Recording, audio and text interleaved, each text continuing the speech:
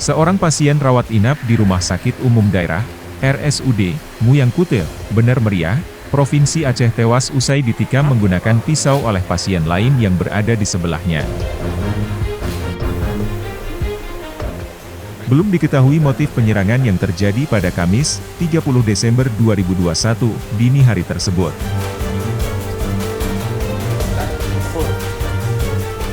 Polisi telah menempatkan anggotanya untuk mengawasi pelaku yang kini masih menjalani perawatan. Korban tewas diketahui bernama Suartik, 68 tahun, seorang perempuan, warga Desa Arul Gading, Kecamatan Pinturime Gayo, Bener Meriah. Sementara pelaku berinisial AS, 57 tahun, seorang pria, warga Singgah Mulo, Kecamatan Pinturime Gayo.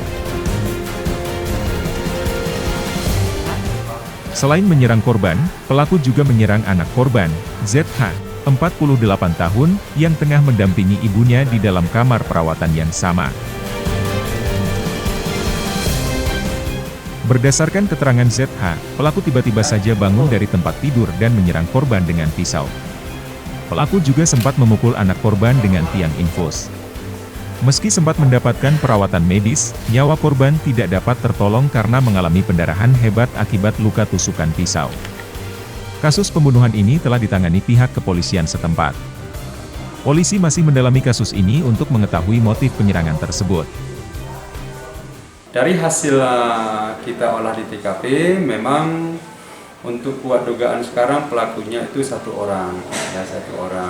Kemudian korbannya dua orang, antara anak dan ibu.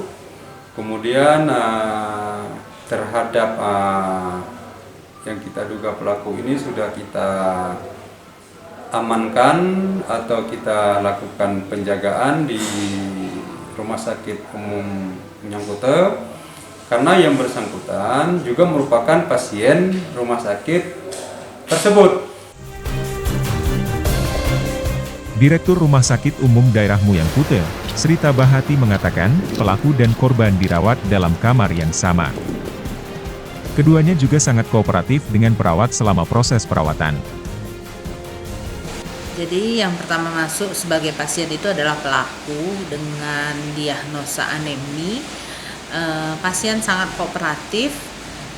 Setelah 2 hari perawatan, masuk korban itu dengan diagnosa suspek TB paru, kondisi sesak, dirawat bersama.